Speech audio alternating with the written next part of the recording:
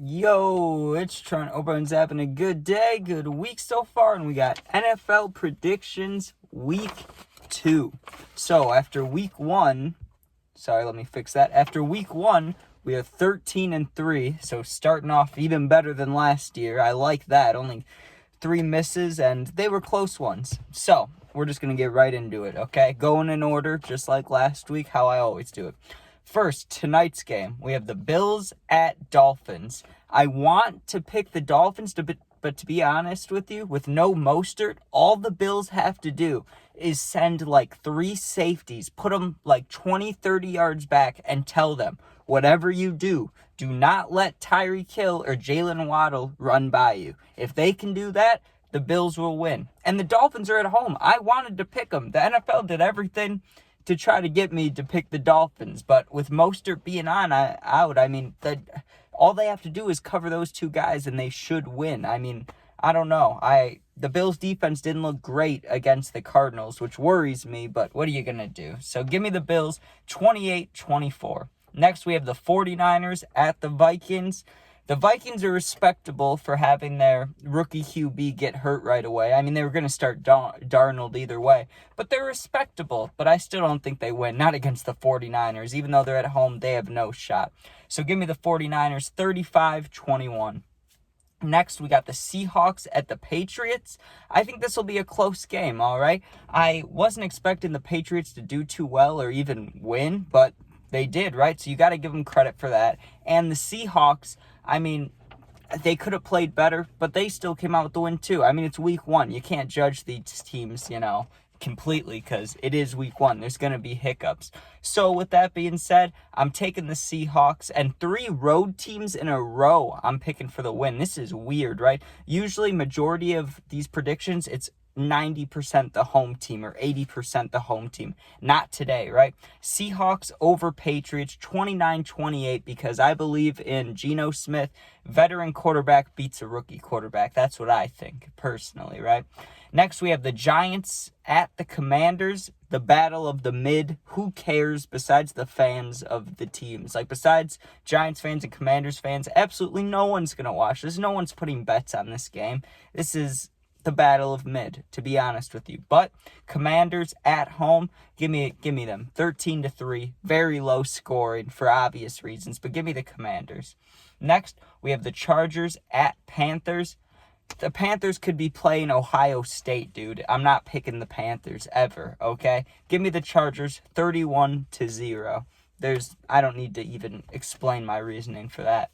Next, we have the Saints at the Cowboys. I get the hate for the Cowboys. They always think they're going to win the Super Bowl, right? And they do good in the regular season, and they suck in the playoffs. That's the story of the Cowboys. We all know it, right? But I'm ready to see the Cowboys at home humble the Saints. The Saints put 50, 60 points up against the Panthers, which is great. Good for you. But you can't expect you to do that every week. I mean, you're playing the Panthers. They shouldn't even be in the NFL. They're like an XFL team, dude, okay? So these Saints fans are getting a little too excited. So give me the Cowboys at home. Humble the Saints 35-28. Close game, though. I'll give you guys some credit. Next, we have the Colts at the Packers. I'm never going to pick the Packers to win anyways, but I'm telling you guys, I'll tell you if I'm being biased, right? There's no need to be biased. No Jordan Love, no win, okay? Packers are losing. I know they're at home, but it won't matter. All the Colts have to do really is stop the run. If they can stop the run, they'll beat the Packers. So give me the Colts 28-17, and I want to throw this out there. I think Jonathan Taylor has a big game, okay? The Packers' rush defense is not great. It hasn't been for a while, and I think Jonathan Taylor goes off. Okay, that's my prediction right there. But give me the Colts 28-17. We're about halfway. Next, we have the Browns at the Jaguars. Watson is a bust now, okay? He was good in Houston, but ever since all his allegations and being in Cleveland, things have not gone right for him. It's just not nice, okay? And the Jaguars, I mean, I wasn't really expecting them to, put up a bit of... I mean, I was expecting them to put more of a competition up last week, which you could say they did, but it didn't look too great. Trevor Lawrence, though, the fact that they they're naming the stadium after him. I don't know if it's just for this week or if it's like a thing now, but either way, that is crazy. I think that's a little ridiculous when he hasn't, I mean, he brought them to the playoffs, didn't he, or didn't he? I don't remember, to be honest with you. But either way, the Browns aren't good enough for that competition. So give me the Jags at home, 17-14. When I think of Deshaun Watson, I honestly think of him being like an OP version of Daniel Jones. Like if Deshaun Watson is the normal Deshaun Watson, then Daniel Jones is like the great value version. Like, that's what I'm saying, right? Like, Deshaun makes a lot of mistakes. He used to be really good. I don't know what happened. I mean, we do know what happened. He did some dirty things, and he's being cursed now because of it. So, yeah, give me the Jags at home, 17-14. Next, we have Jets at Titans. The Bears just played the Titans. I watched that full game, and I got to be honest with you. You're not going to win a whole lot of games with Will Levis. He's not the guy, okay? He's just not him. He wasn't last year. In preseason, we played you guys. The Bears played the Titans. Destroyed him. I was at that game in person. I saw Malik Willis.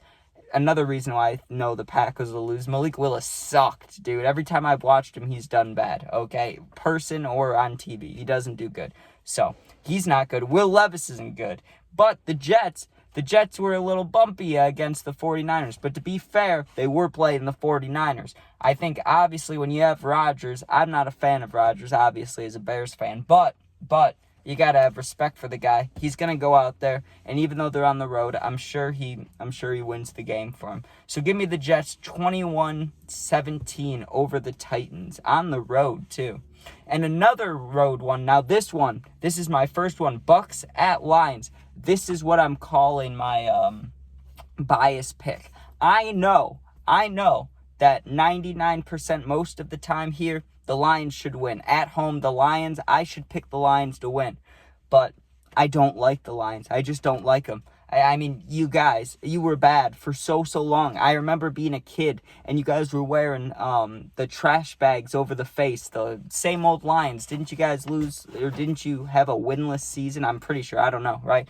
But you've had 2 good seasons, or 1 decent season and 1 good season, right? With a coach who, he is a good coach. I'll give credit to Dan Campbell, right? But he's a little too aggressive at times. We've seen how that can hurt you, right?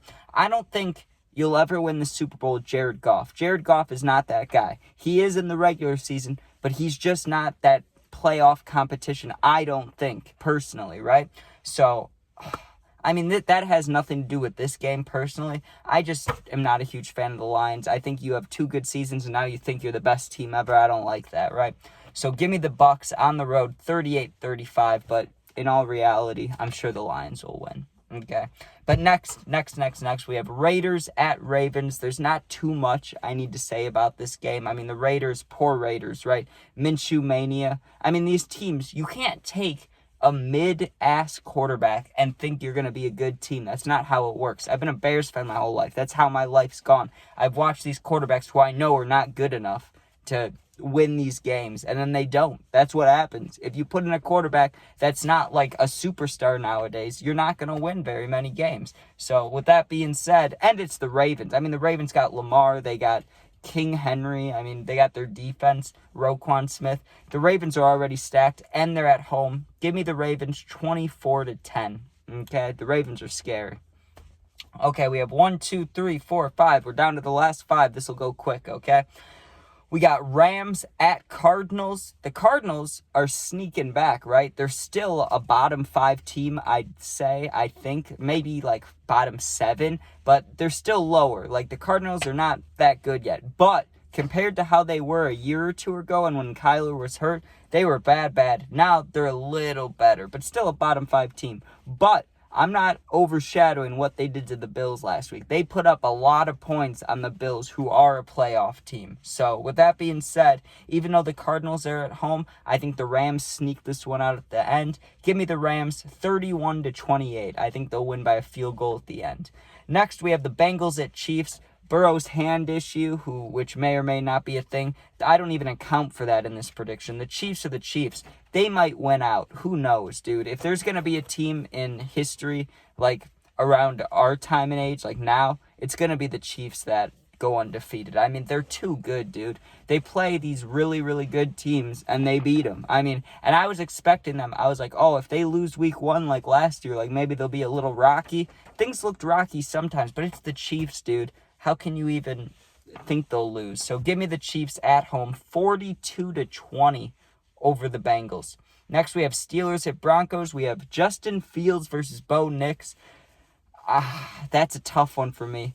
You know, Fields, when he was on the Bears, he didn't have too many reads, and Bo Nix is a rookie, so you know how I feel. I always take the guy over the rookie unless it's the Bears, because I love the Bears, but I don't know. That's a tough one for me, but I have to take the Steelers on the road, 19-18. I know that's a weird score, but I think there'll be a lot of field goals, maybe not a safety, but 2-point conversions. Like, I think things will get weird that game, but I just don't see the Broncos pulling it out, even though they're at home. Remember what I said about the Broncos last week?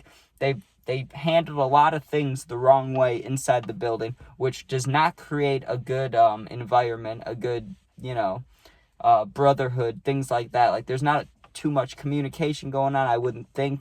There's not too much, I can't remember the word, camaraderie. Like, they're not boys, you know what I'm saying? Like, they're just football players hanging out. That's how I see it. I don't see them being all tight. Like, the Bears are tight. A lot of teams are tight. The Chiefs are tight, right? Like, I don't know. I just don't see the Broncos pulling that one out. So, Steelers, 19-18. Next, we have the Bears at Texans. Sunday Night Football, what I've been waiting for. My boys, right?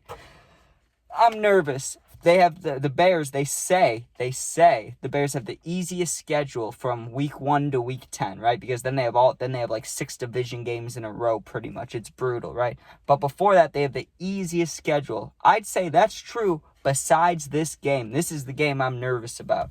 The Texans are stacked. We're stacked, but the Texans are really stacked, okay? They have everybody, and they have CJ, and we've never even played CJ. But one thing I want to throw out there, okay? The reason I think the Bears will actually win this game, and not even, I mean, it is being biased because I'm a Bears fan. I'm not going to lie to you. If I was not a Bears or Texans fan, I'd probably pick the Texans. But that Bears defense comes up so clutch, and they've done it now, like, they did it the last 6 weeks last year, and now they're doing it again this year, and they did it all preseason. So when you put that into consideration, that's what? 6 plus 4 plus 1, that's 6 plus... That's like 11 weeks straight of a top 5 defense, okay? And we've never seen Stroud. Well, he's never seen us. He's still... I know he's not a rookie anymore, but when you talk about it's his first time ever playing the Bears, he knows they have a good defense. But when you go into the game plan with how confident CJ's been, right, this is just how I see it going. He's going to be confident. Things may work out at first, but once we start blitzing, I think the Bears defense comes up clutch. Caleb has to get better, which he will, right? I mean, when you throw less than 100 yards, it's hard to be worse than that. So he's obviously going to get better. Things will hopefully get better over time. I mean, we don't know if he's going to be a superstar or bust or what, right? There's higher chances of superstar, but we'll see how it goes. But give me the Bears on the road, Sunday Night Football, orange jerseys. Give me the Bears 27-24. And finally, Monday Night Football, we have the Falcons at the Eagles. The Falcons did all this shit, dude. They went out there. They had their win now off season. They tried to do what the Bears and Texans did, really. They went out there and they got a lot of big name guys. But they got them at the wrong places, dude, to be honest with you. I mean, Jeffrey Simmons, is that who they got at free safety? I can't remember. Whoever they got at free safety, he's a beast. Or Jesse Bates, is that who it is? Either way, he's a beast. I fully agree with that. I fully agree with, there was another play, I just can't remember who. But there's some moves the Falcons made that were stupid, obviously. The drafting Michael Penix Jr., not a good idea. They could have drafted him. It would have been a good idea if they didn't pick up Kirk, because Kirk's not doing too well, right? So Kirk, I wouldn't have overpaid him. He's like 30-something, and you're going to give him 4 years and a shit ton of money? No, thank you. Then you get Matthew Judon, who wants to be signed without an extension, so you may only have him for 1 year. That's a rental player, and you're spending all this money. And there were some other ones. I just can't remember who off the top of my head right away. But they brought in all these guys just to lose. And this is like when they need to do it, because they spent a lot of cap space to make this happen. So give me the Eagles at home, 24-21. Starting 0-2 after making all those moves in the offseason. I wouldn't want to be a Falcons fan, to be honest with you. But anyways, thanks for watching. that was week 2 of NFL predictions. We'll see how we are next week. But after week 1, like I said, 13-3. See you guys next week. Go Bears. Let me know how your teams do. Peace out.